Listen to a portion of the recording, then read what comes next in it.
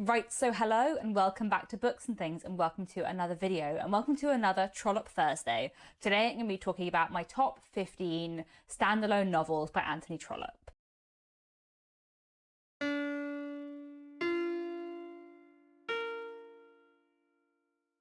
So today I want to talk about my favourite standalone novels by Anthony Trollope, and I have narrowed it down to a top 15, which may not seem like a low number, but Anthony Trollope wrote 47 novels and I love his books a lot, so this was quite hard. This is not my favourite 15 Anthony Trollope novels full stop, because I love his two series, the Barsetshire Chronicles and the Palliser novels, a lot, and there are a lot of books from those series that belong in my sort of absolute all-time favourite Anthony Trollope novels, but I thought it might be helpful to have a video just focusing on my favourite standalones. I will leave a link down below the video I made last week about the Barsetshire Chronicles and the Palliser novels, talking about those two series in detail, the books within them, why I love them, etc. And I will also leave link down below my tier ranking video where I tier ranked all 47 of Anthony Trollope's novels.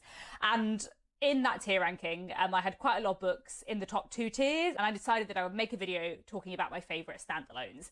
So I'm going to talk about 15 books in this video, but there are 3 honourable mentions, shall we say, and the honourable mentions are Orley Farm, The American Senator and The Belton Estate. Now, I love these 3 books a lot, and basically I think if I were to make this video in a year's time, having reread those 3 novels, they would be definitely in the top 15, and I don't know where within the top 15, but the fact is that I don't remember them that well.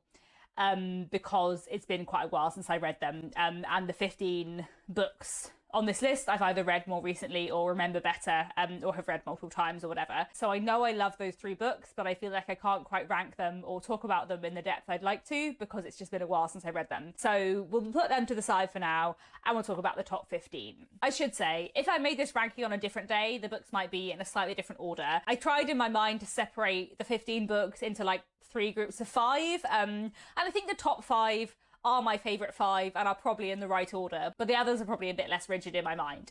Anyway, at number 15 we have An Old Man's Love, which is the story of a man who is, I think, about 50 years old, and he has fallen in love with a woman who is in her mid-20s, and she feels some affection towards him, and thinks maybe she could be happy married to him, but there was also a man that she loved previously who has gone abroad and not been seen for some time. And it's about the relationship between these people and what follows. And it's really one of Anthony Trollope's character studies. It's one of his short, focused novels that takes a few people in a situation and looks at their psychology in a really, really interesting way. And that's what I love about An Old Man's Love. It is a really powerful novel, I think, and one I found really, really interesting, and one that's definitely stayed with me, that I'd like to reread. And I think one thing I enjoy about it is that, how do I explain this without spoilers? There is a Dickens novel, I'm not going to say which one for fear of spoilers, but there is a Dickens novel in which there is a similar situation to the situation in An Old Man's Love, and I've kind of always felt that it's explored a bit, but I would be interested to see it explored more. And I feel like in An Old Man's Love, it feels like that situation from that Dickens book. You will know which Dickens book I mean if you've read it. I feel like that situation from that Dickens book is taken and explored in a really complex, psychologically interesting, realistic way in An Old Man's Love, and I really like that very much. So yeah, that comes in at number 15. Next on the list we have John Caldergate. I read this very recently, so I'm not sure whether this is in the top 15 because of recency bias, or whether it should actually be higher within the top 15, but I read it so recently that I have put it down lower to adjust for recency bias. I don't know, but anyway, John Caldergate was great. This is a novel about a young man, John Caldergate, who doesn't really get on with his father. He's having some difficulties with money. He has sort of made a mess of things, but he's not necessarily a bad person. And he decides at the beginning of the book that he is going to more or less break with his father. He's going to give up his right to inherit his father's property, and he's going to go abroad to Australia to try and earn his fortune in the gold mines. And we follow some of his life in Australia, but the book kind of centres on what happens when he returns from Australia. And the book looks at how some of his actions in Australia and the life he led there is going to haunt his new life in England. It's very hard to talk about John Caldergate because it's a very twisty-turny book that went in ways I wasn't expecting, and the things that are like different and fascinating about it, I feel like I cannot explain without massive spoilers.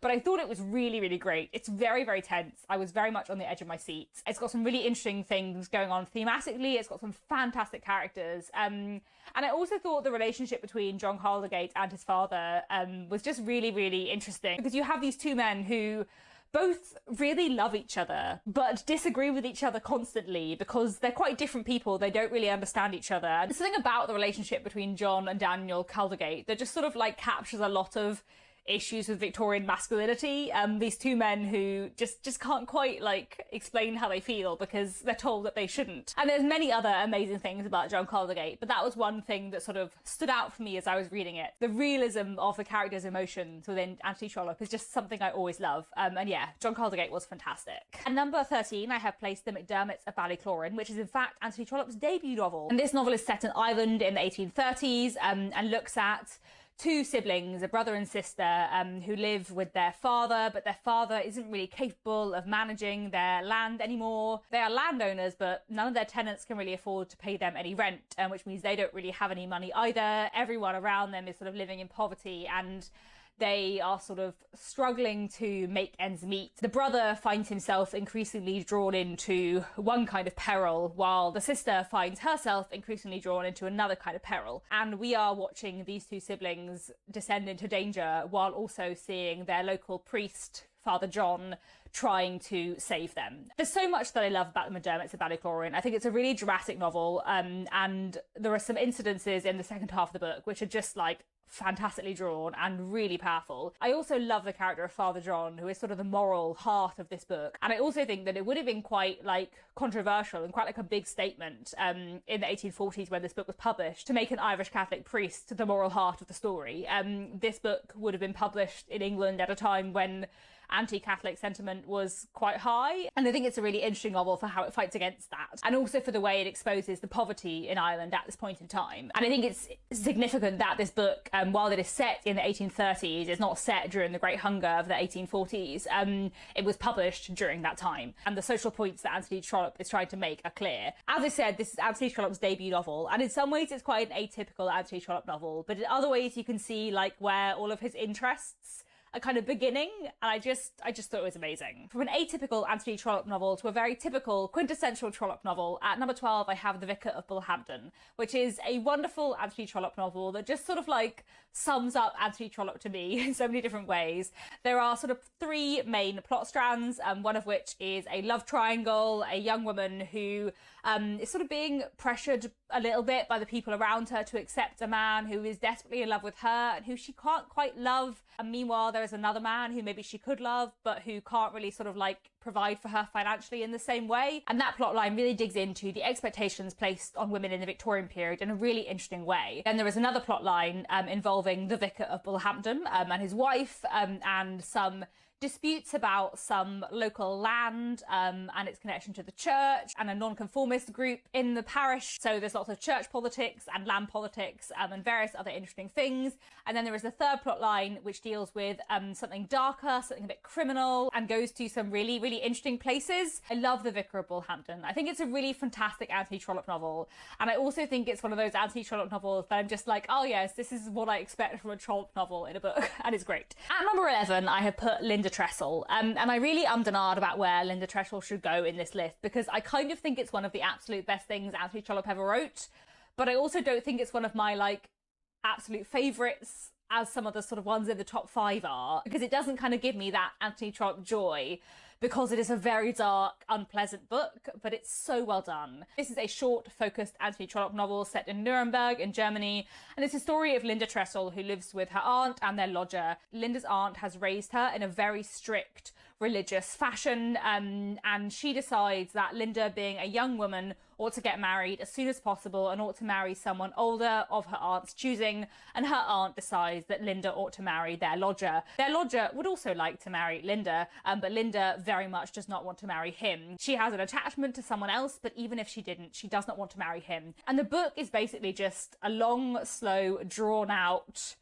persecution of Linda as her aunt and the lodger try to force her to marry the lodger, and it's just horrible. It's a novel that is in many ways, I think, about consent, because basically Linda's consent is taken as irrelevant. Linda's aunt wants her to marry Peter. Peter wants to marry her. What Linda wants doesn't matter. And it is such a intense, toxic, unpleasant novel because of what is happening in this book.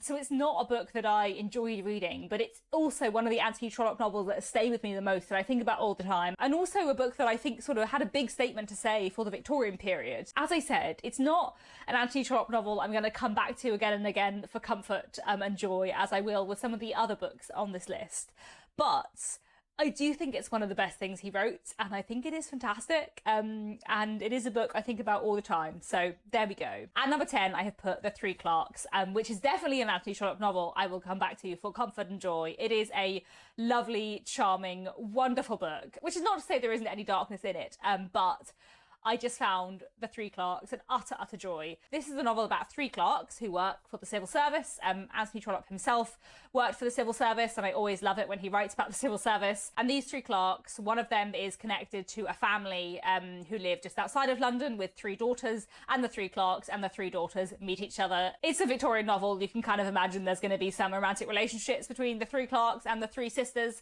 and we are following these three clerks in all of their difficulties with love, with money, with their work.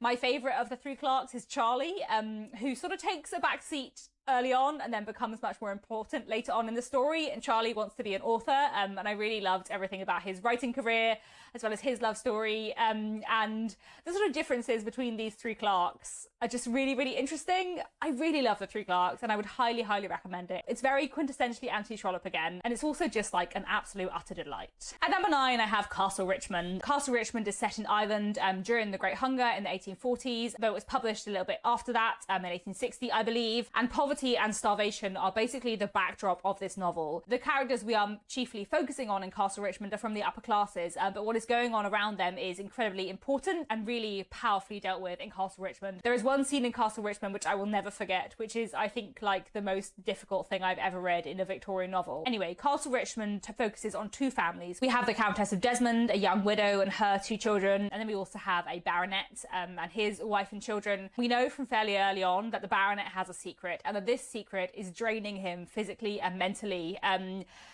that he doesn't know how much longer he can keep this secret a secret. You learn maybe a third of the way through what the secret is, and once you know what the secret is, you know, the question is what's going to be done about it. And I think that Castle Richmond is just fantastic, and I actually think it probably should be higher on this list, but anyway, it's fine. Castle Richmond is an incredible novel, and I think the exploration of the secret and everything around that plotline was done fantastically, but I also just think the characterization in Castle Richmond is absolutely top-notch, and the presentation of the Countess of Desmond especially. I thought she was such an incredible character, one of those characters who you sort of start off disliking, and then the more you know her, the more you understand her, and I just thought she was incredibly written, and yeah, there are some amazing scenes in Castle Richmond. I just think it's fantastic. So yeah. At number 8, although maybe this should be one step below Castle Richmond, but anyway, next we have An Eye for an Eye.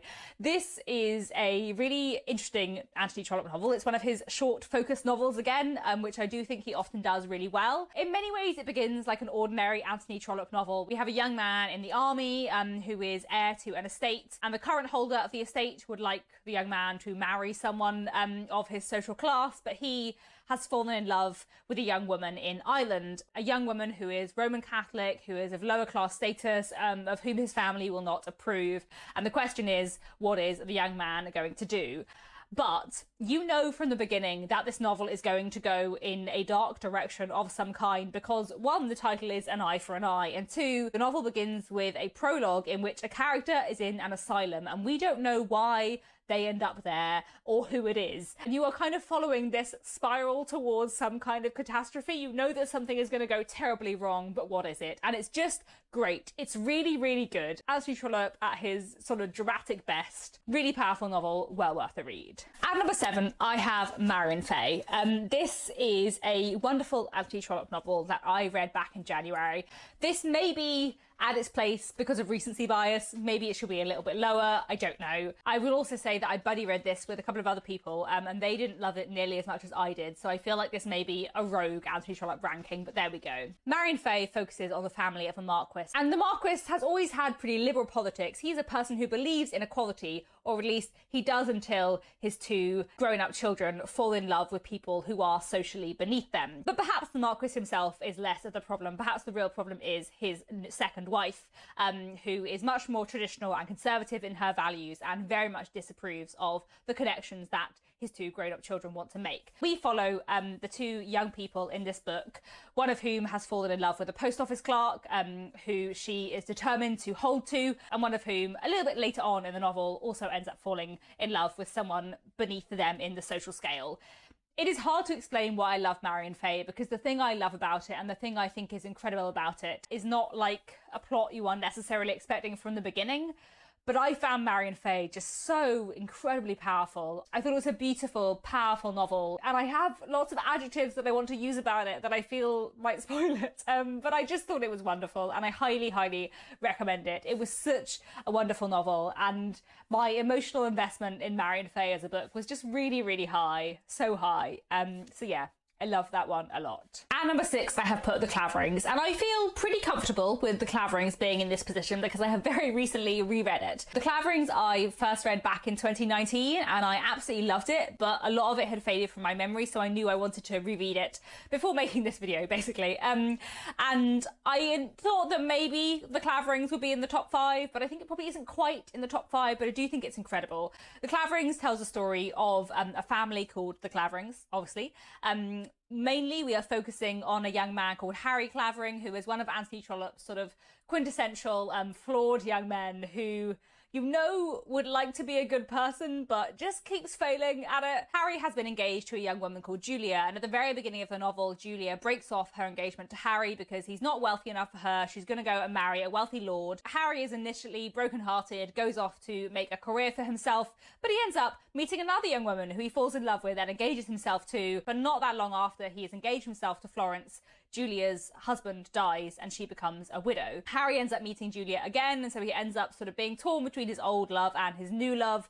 And meanwhile, we have various subplots going on, one with Harry's cousin Hugh and Hugh's wife, and one with Harry's sister. I love The Claverings a lot. I think it's a fantastic novel that is both really fun and really powerful, with some really good moments and some really interesting characterization. I really like the character of Florence, Harry's new love. I think it would have been very easy to write the version of this novel in which she was a wet blanket and she isn't. But what I think I love most about The Claverings is the subplot. The subplot of Harry's sister Fanny is just like one of my favourite plots in Anthony Trollope. I love it. And I also think that the marriage between Hugh Clavering and his wife is incredibly difficult to read, but very well written.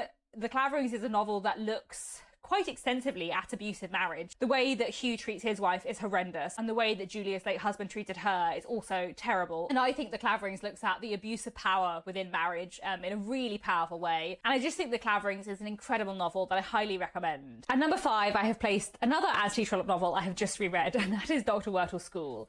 I love Dr. Wurtle's School. I think it's an incredible, really interesting, quite sort of radical for its time Anthony Trollope novel.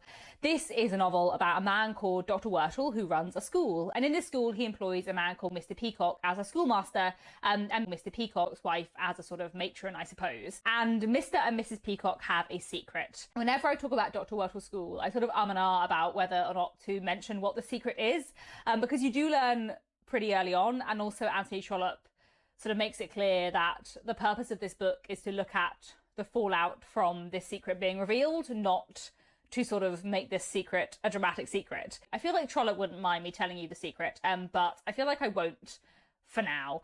However, this novel is a really interesting novel, and the way it looks at Mr. and Mrs. Peacock and their relationship, and the fallout of the revelation of their secret, and also how Dr. Wurtle reacts to this, and the ways in which he stands by Mr. Peacock, I just think it's done so well. There are so many really powerful scenes in this book between Mr. and Mrs. Peacock, but also between Dr. Wurtle and Mr. Peacock, and their friendship is really powerfully and movingly drawn. I love Anthony Trollope's big 1,000-page long meandering novels, but I also love his short focus novels that take an issue and look into it in a really deep, complicated way.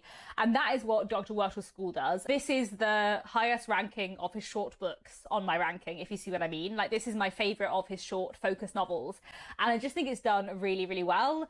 As I said, I've just finished rereading this one and I thought it was fantastic, and it was interesting rereading it, and it was also interesting.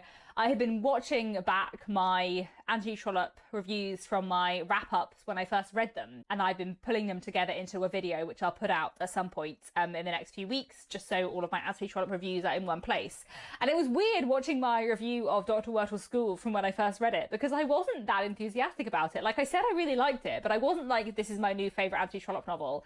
But in the years since reading it, it has become one of my favourite Anthony Trollope novels because I think about it all the time. I think Dr. Wurtle's School, like Linda Tressel, is a novel that I read and then thought about a lot afterwards, and it sort of became a favourite in the thinking about, not just in the reading, which I guess maybe is more likely to happen with the short books.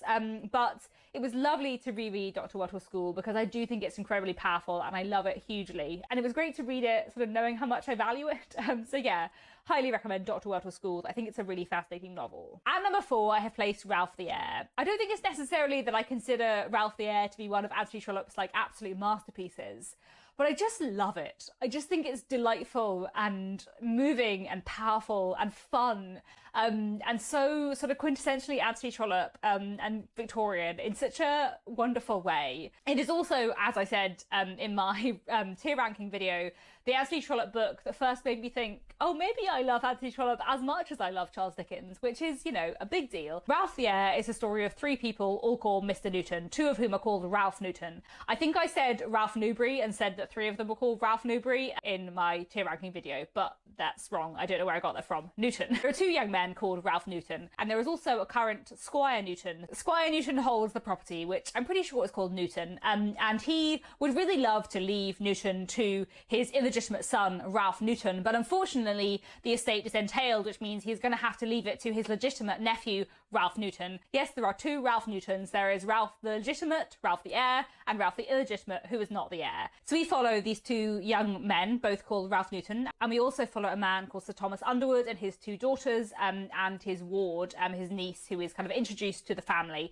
And we follow, of course, the relations between all of these people. And I just love Ralph the Heir. It's just very, very delightful and very powerful. And Ralph Newton, the illegitimate, that Ralph, is just one of my absolute favourite characters in Trollope. I love Ralph the illegitimate very, very much. I think he's a wonderful character. And the way this book looks at illegitimacy and inheritance is so well done. Meanwhile, Ralph the Heir himself is a great example of Anthony Trollope's sort of flawed young men. And then Squire Newton, I love as well. I think he's a fantastic character. And I just all round love Ralph the Heir. What an incredible novel it is. One of my absolute favourite Anthony Trollope novels. Then in 3rd place, I have put Isla's Angel, which just is a truly incredible Anthony Trollope novel.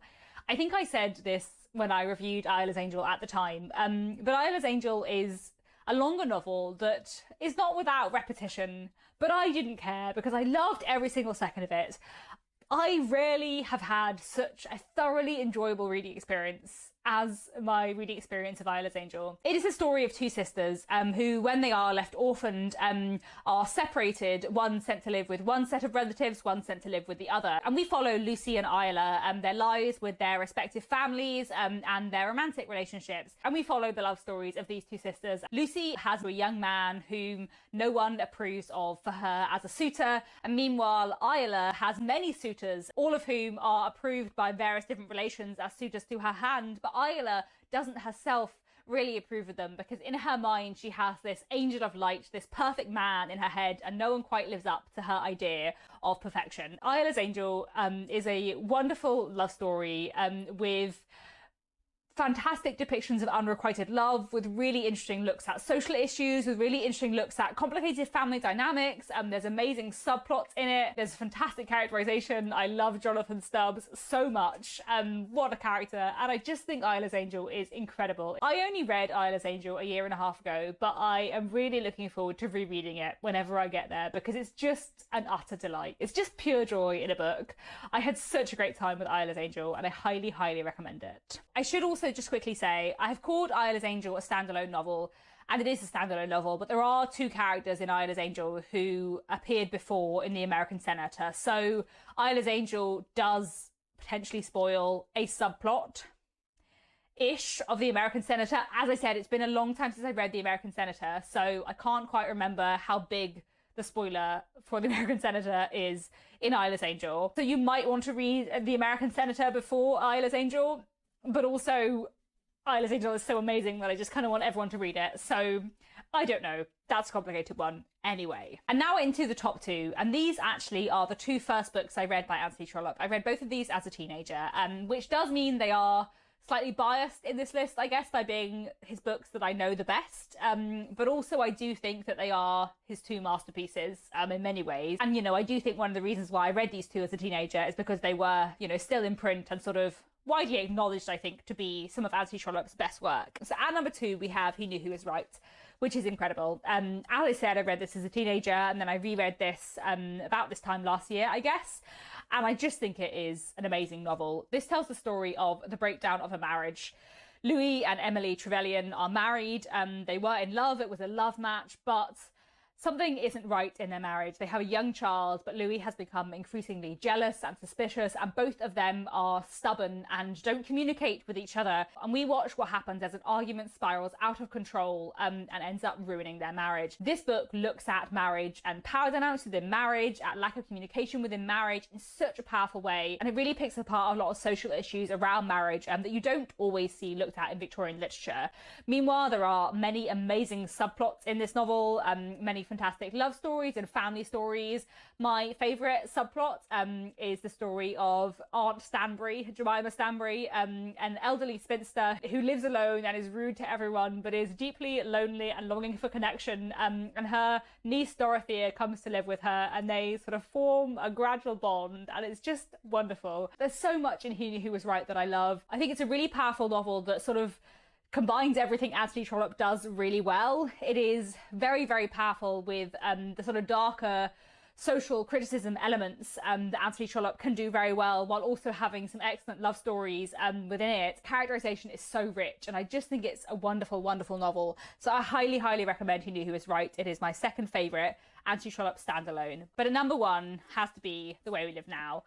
The Way We Live Now is the Anthony Trollope novel I know best by quite a long way. There are, I think, 5 Anthony Trollope novels I've read twice, all the rest I've only read once, but this one I have read 4 times. I studied it at school. I also did a reread a few years ago where I tabbed it a lot, and I just absolutely love it. I know it very well, and I think it is amazing. It would be very hard for me to say whether my absolute favourite Anthony Trollope novel is The Way We Live Now or The Small House at Allington, which is the 5th book in the Barsetshire Chronicles, but maybe it's The Way We Live Now. Today it's The Way We Live Now. The Way We Live Now is, like He Knew Who Was Right, one of the longer Anthony Trollope novels with a lot of different plots in. The Way We Live Now really focuses on money and this big fortune that comes into London, owned by a man called Mr. Melmotte. No one knows who he is or where he got his money from, but he has a lot of money and everyone wants a piece of it. And we follow all of the people who surround Mr. Melmotte, including a family called the Carberys, Lady Carbery, who's trying to make a living writing not very good books, her daughter Hetta, her son Sir Felix, who is just the worst, and also their cousin Roger and his excellent unrequited love story. No one writes unrequited love quite like Anthony Trollope. But we also follow Melmotte's daughter Marie, whose arc I absolutely love, and various young men who all meet and coalesce around this club called the Bear Garden. It's a novel about money and class and respectability. It's a criticism of Victorian capitalism while also looking at so many powerful themes, and I just absolutely love The Way We Live Now. I just think it is an absolute masterpiece. I love it very, very much, and I highly, highly recommend it. I think it's an incredible, incredible novel. I also think it has a very strong place in my heart, because I think it's a really interesting novel to compare to my favourite novel of all time, Our Mutual Friend. And when I say I studied this at school, I wrote an essay about Our Mutual Friend and The Way We Live Now. It was one of those essays where you got to choose what to write about, and the two books I wrote about were The Way We Live Now and Our Mutual Friend. I wrote about how these two books look at marriage, but I also think they both look at money in a really interesting way. Both Our Mutual Friend and The Way We Live Now revolve around a fortune that has possibly been made in a dubious way, and what happens to that fortune and everyone who's affected by that fortune. They both look at where wealth and social class don't quite line up. I think that my love for The Way We Live Now is increased by my love for Our Mutual Friend, and vice versa, and the fact that The Way We Live Now is a sort of fantastic foil for my favourite novel of all time makes me love it even more, but also it's an incredible novel in its own right, and I just think it's wonderful, and I love it very, very much. So there we go, those are my favourite 15 Anthony Trollope standalones. I feel like this video has been very long. Thank you very much for watching. Do let me know down in the comments what are your favourite Anthony Trollope standalones that you have read so far, or what are your favourite books by him overall. As I've said before, I will be doing an Anthony Trollope FAQ at some point later down the line in this series, so if you have any questions about Anthony Trollope, do let me know. Otherwise, that's all for now. Thanks very much for watching, and I'll be back very soon with another bookish video.